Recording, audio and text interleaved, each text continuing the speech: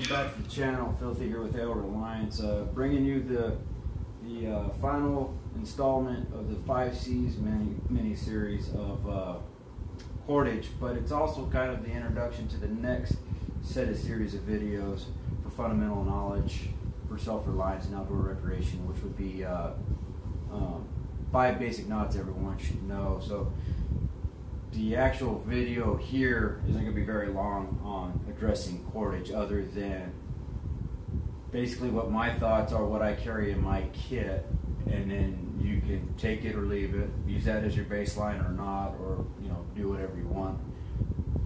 But I'm underlining the fact that you need to have cordage in your kit, like so many other people preach on the channel. Anyways, what I carry and what I believe anybody should carry in their kit are 3 different types of cordage. One, you should have 100 foot of 3/16 or 1/4 inch or 5/16 rope, and that could be cotton, polypropylene, whatever fiber you want it to be, hemp, it doesn't matter. But this 100 feet of cordage, this is what I use for my ridge lines. Now this particular hank is out of my 100 foot, out of my bag, and I've already got my 100 foot cut down into 4 different hanks, and this is one of them. And this particular hank I use mainly just for hanging my backpack on the tree that I've tied my ridge line off to, or I've attached my shelter as a plow point to. So this is more just kind of a little piece of utility rope that I'll use for mainly just that, but it could be used for other things as well if it need be. But I like being able to hang my pack on the tree so it's not sitting up there. But this would be the material this would be what I would use for ridge lines, and I'd say you need 100 feet of this stuff, in conjunction with 50 feet of paracord. And I use the paracord when I get mine. I take 2 feet, 4 pieces 2 feet long, sear the ends on them, and I use them as accessory loops for tying like prusik knots along my ridge line to keep my shelter taut to the ridge line. I try not to break it apart and use the individual strands in here. I try to keep the paracord as one unit because the individual strands fray way too easily. So I try to just utilize the paracord as it is and not try to break it down any further. For your repair needs on gear and stuff like that, where you need to sew something back together, I know people like using the strands out of this, but that's why I carry a bank line similar to this. I don't like this particular kind. It was just what I was able to get in a hurry on my way up north one time, and it's pretty much been stuck in my bag. But I like David Canterbury's suggestion of number 36 bank line that's been tarred, and then that you can break into 3 separate strands and use as thread to repair your gear. This could also be used to build yourself a toggle to pull cookware on and off the fire. You can use it for security, making trip lines, whatever. I mean, there's a myriad of uses, but having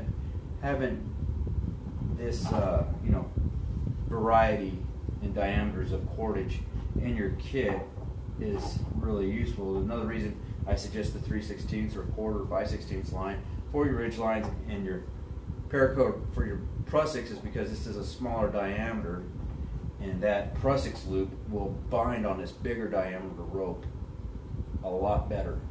So, and then that's about it, guys, on the cordage. It's this is what I carry. This is what I think everybody should carry. But if you just want to carry paracord, you can do that.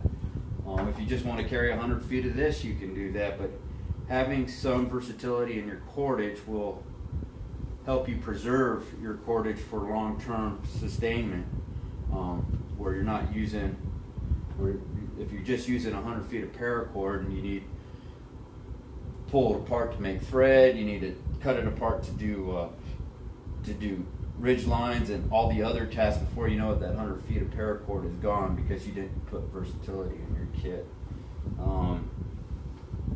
the last thing I'm going to show here in this video is how I store my bigger rope, how I roll it up and pack it away. So it's really not that, it's just not that hard. I just go around my elbow a couple times, probably about there. Leave about, I don't know, 4 foot hanging there. I split it or I fold it in half, and then I take this tag in and I just start wrapping it down here at the bottom, and working my way up. Let me get in front of the camera here, show you how I do this. I got it folded in half and I start working this tag in up, coiling around the hank there till I get close to the top. Dress it up a little bit, about there.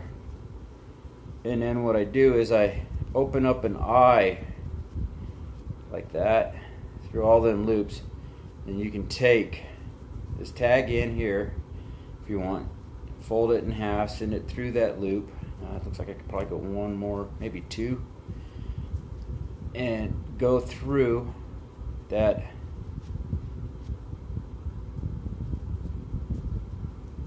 loop like so, where you've got another loop like this coming through there, and then you just simply dress it back over the top of the line you came through and cinch down. I forget what they call this knot, and there's other ways you can do it. You do the figure 8 with your hands and have it to where you could just, you know, pull this in and slip out, pull this in and slip out what you need. But this is how I like to store my bigger hanks of rope. That's how I tie them down, so I can throw them in my pack and keep them condensed and they don't get tangled up with everything else in my pack. But as always, guys, better have the knowledge and not need it than need the knowledge and not have it. Stay tuned for the next set of videos I'm coming out. I'm going to start with the bowline knot and show you how to tie the bowline knot.